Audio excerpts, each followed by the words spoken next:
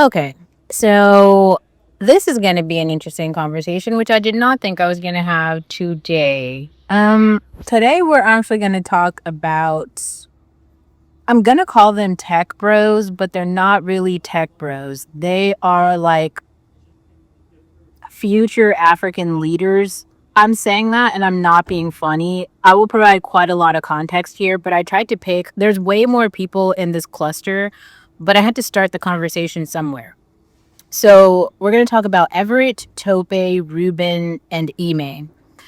The reason that I'm going to start with these four dudes is because they are all part African. Everybody except for Ruben, who's part Latin American, but everybody else is a continental African, and they're all from different African countries. And I've talked about tribalism here for a very long time, but I think people thought I was joking. And now so Tope, for instance, is Nigerian. So Tope is the founder of AfriX. Now, I met Tope when I was doing entrepreneur in residence type stuff. I think we did an ideal fellowship together. That was cool. I thought Tope is a great guy, really nice guy.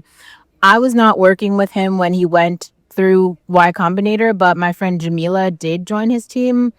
I feel like she probably has her own version of the story. I'm not really that close with Jamila anymore, but I feel like she might have told her side of the story here. Some sort of things that were really good and that were really interesting. Before Tope got into Y Combinator, it was a very I feel like okay, so then I'm gonna introduce everyone, but let's just tell this story. It wasn't really clear which one of the black founders was gonna get the money first. Like we couldn't figure out like okay, because they always do something in the valley where it's like tokenism, like you have to pick the one black person and then give that person the money so that you can feel like okay, it's safe. That's kind of what they did with Morgan and Blavity. So basically, Morgan. I've talked about Morgan on this channel before, but Morgan is a girl who was like a sales intern or something at Intuit, and I guess she made a pitch to the founder there, and then the Intuit people gave her a bunch of money for Blavity. So if you know anything about Afrotech or you get that fucking newsletter, like all of that is Morgan. So Morgan, they're like Issa Rae, but with the newsletter. So Blavity is like I don't even know how else to put it. It's like Essence or Ebony the magazine, but for like black academics. Okay. So Morgan is a girl and she occupies that space, but she has two co-founders who are dudes. I don't really keep up with them. If you haven't seen the Mashayla video, Morgan and Mashayla run in similar circles, so obviously I don't run in those circles. Anyway, that's not the point. So let's go back to Tope and Ruben. So Tope and Ruben are a little bit different because they got like Y Combinator money, and those are two separate founders who like actually got funded, and those networks are pretty extensive.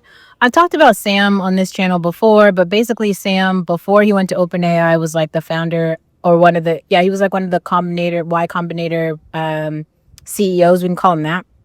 Um, so obviously going through, well, not obviously, because I don't think you guys are tech people here. Maybe there's like one or two, but so Y Combinator is basically like this Silicon Valley tech entrepreneur startup fund.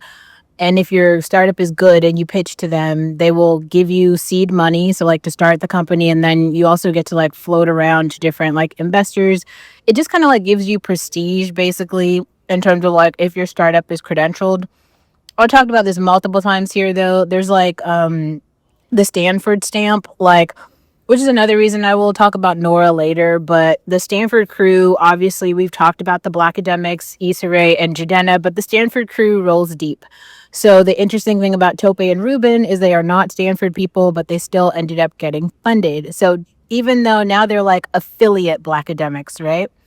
And so if we're talking about this, like maybe I'll make a flow chart or something. If there's like a black academic circle, you've already got like Issa Rae and Jadena who are floating there just because they're on campus. And then right below them, you've got like Ruben and Tope who are now like Y Combinator funded. So now they're all in like the black academic. Think of like who the Oaks Bluff people are. That's who the Oaks Bluff people are. I don't know like a better way to say that. Anyway, so how does this apply to Tope? So remember, like Tope is not he wasn't born into Oaks Bluff. Tope is from Nigeria. But like another thing that becomes really interesting, so last night, what is his name? Jack or whatever. He's been doing these lives on all the current events, like Amanda Seals and the reparations talk and all that shit. There was a couple of things that you talked about last night. But basically the conversation somehow switched to Jollof and Injera. And obviously like I'm Ethiopian, so like I was like, ooh, he should try Injera, but somebody else started talking about Jollof and they were comparing like Kenyan to Nigerian Jollof. But this dude, no, I'm sorry, Amazing Lucas. Lucas. So Lucas doesn't even know what Jollof is. It's like he legitimately has like no continental African friends. Here's where I will introduce another concept. I'm just tossing it out because maybe you guys have never heard of this. Let's talk about toasted life. So we introduced Morgan, we introduced the Black Academics, we introduced Blavity. So if Morgan is up here and has all the money and infrastructure, the newsletter and the literal like Blavity is a corporation at this point. It has like it acquired like seven other companies that all write. Like there's one, that Travel Noir girl who started as like a Tumblr blog. Like Morgan bought her company and like four others. Anyway, so they're like the Black Academic newsletter at this point. So right below Morgan, you have Matt, not Terrell Matt. This is another Matt. We'll call him Toasted Life Matt. I can't remember. I will link his profile, but basically Matt kind of became the do stuff dude for black people in the valley. So Matt, I think Matt was friends with Morgan, but Matt is not from California. Matt's from Boston originally, and I think when he came to California, he was looking for shit to do. So he was like, all right, immediate, like kind of quickly, he became like the plug.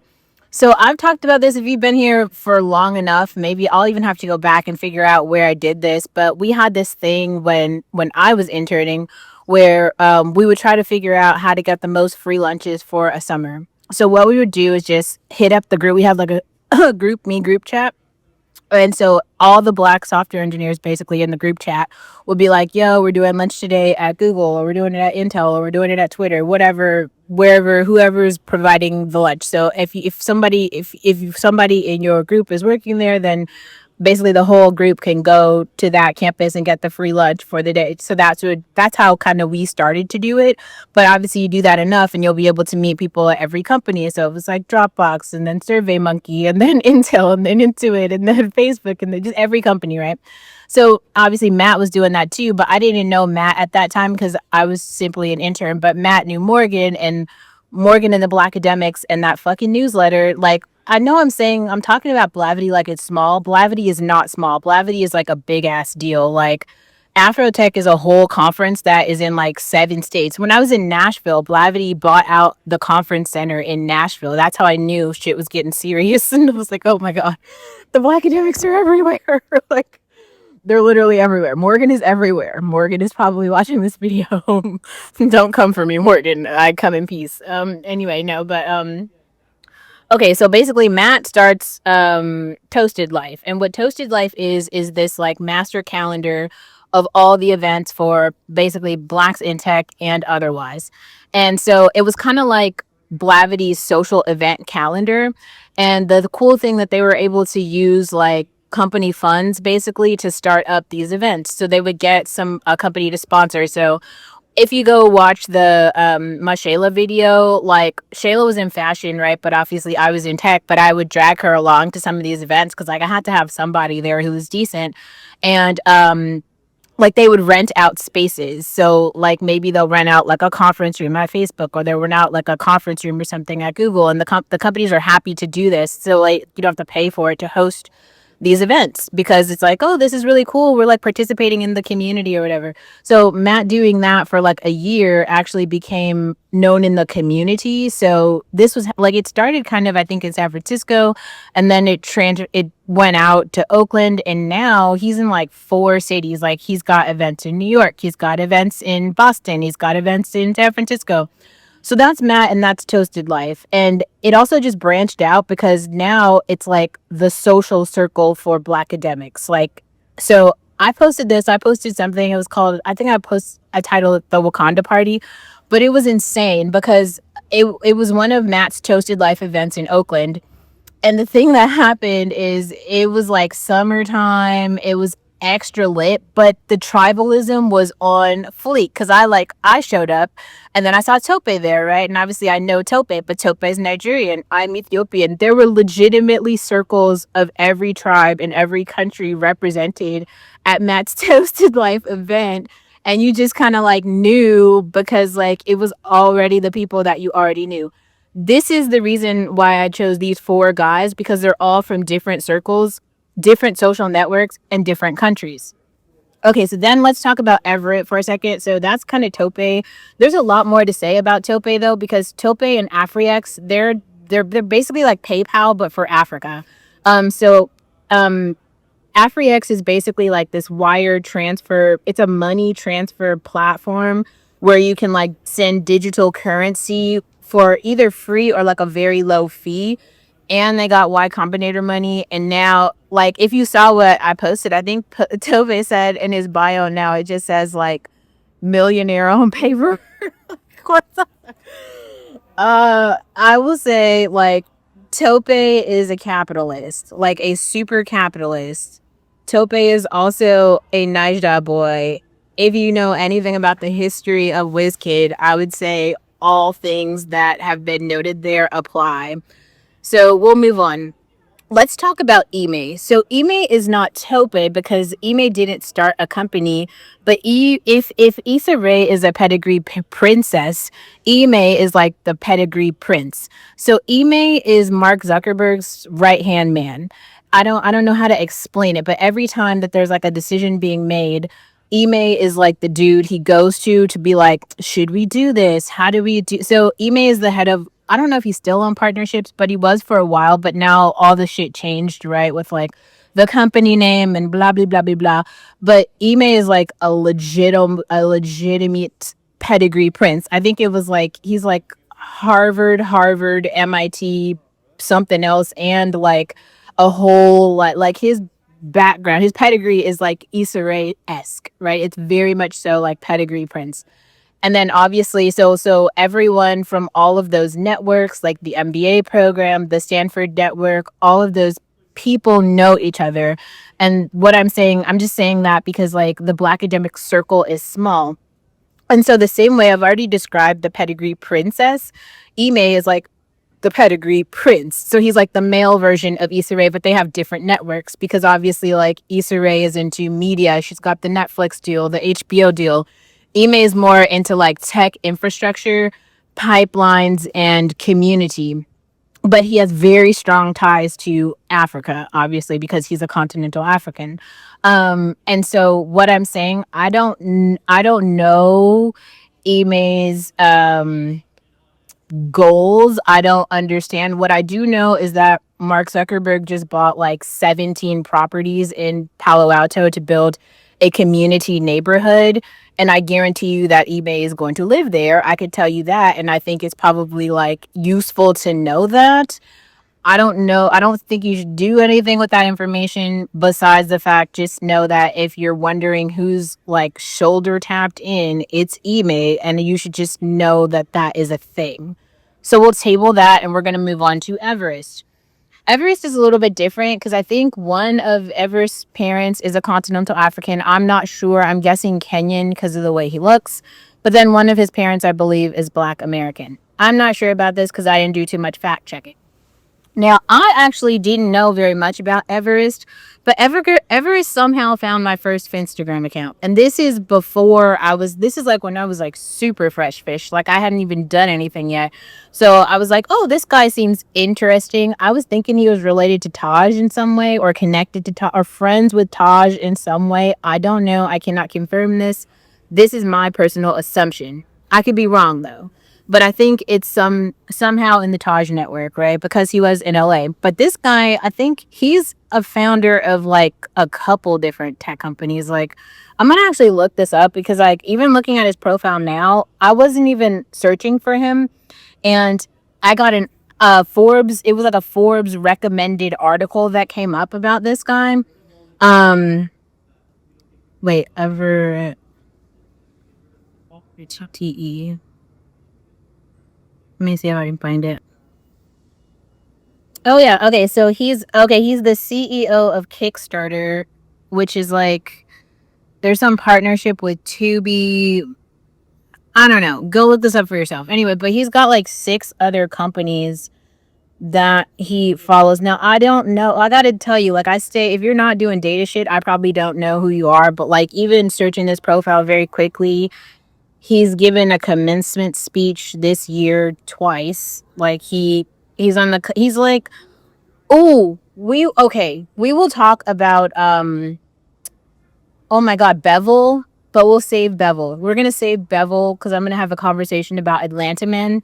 But this guy's a big deal. This is the point. And I think that even bigger than that, I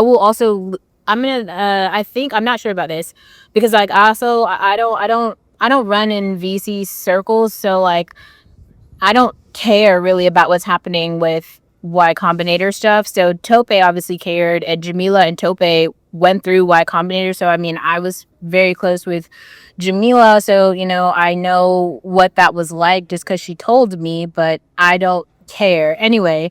This is right before I moved to Tennessee when I was still hanging out with Rashad.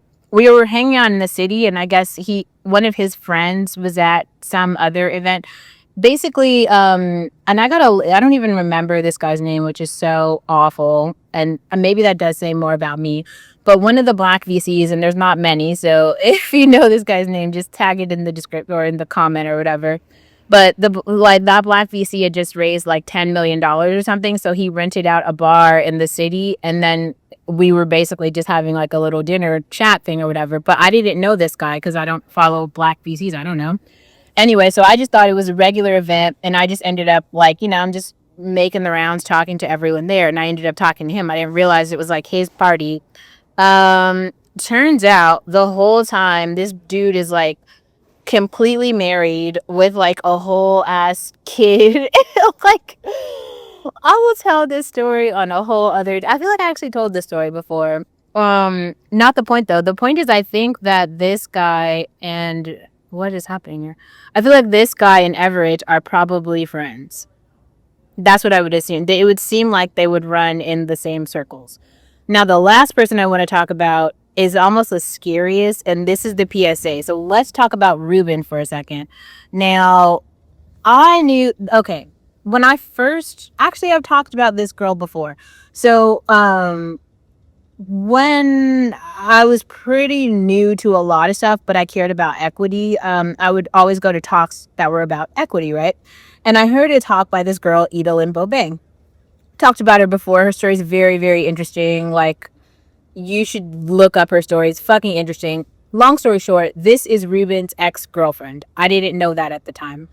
I don't know what happened with their relationship. I don't know why it didn't work out. But knowing that was enough for me to know he's giving fuck boy. And then I don't know why I was following one of his Instagram accounts a while ago, but it's giving passport bro and fuck boy all around. And this is not like the regular passport bros who have like working a 9 to 5 money. This is like passport bro who has access to every single country, private jets, like the other VCs. Like, it was like kind of frightening. Like, I should have blocked that. I had to block. It was a bit too much. I can't. But anyway, I would say probably him and Tope have that in common, where the international fuckboy is out here and they have real money. And I'm just saying, this is a PSA. These are just like, you should go do your research for yourself. Fact check me. But the point here is that each of these men has a lot of money, has a lot of power, but they also have different networks. The point is, as we move to Africa, it's very important to know that these guys already have roots there. They're not new. And especially with like Ruben and Tope specifically, like, I'm not going to say that Jamila told me that Tope has 3 brides and has been funding their whole lives, but I said what I said, right? So it's kind of really imperative to change the narrative a little bit in terms of really being how do you say, like, forthright with kind of the way that we move. I'm just saying that because I too tried to like sidestep and be like, oh well, I'm not participating in that, so it has nothing to do with me. Yet before I even knew who Everett was, how did Everett know who I was? You know what I'm saying? Like we didn't attend any mutual events. Like, why are you following me? No, no, understand. So I'm just saying, be aware. And I think what I said yesterday, and I'm going to try to find my exact words, because it was something that gave off like red flag. And I'm like, I should talk about this. I said, I can't pull all of this together because I put this data on the back burner, but listening to the amazing Lucas, it was clear he doesn't know anything about continental Africans. Understanding the life strategy of successful men is a survival strategy for me because I hate being a victim. So, to anyone new here, you should know who these men are. This wasn't a deep dive, but it was an introduction because we do have to start the conversation somewhere. And honestly, someone else, please do a better deep dive than me because like some of you guys are just way better at research, and I'm not here for it, but I will definitely like help fact check. I can, gather other resources, but yeah, I mean, let's start the conversation. Okay.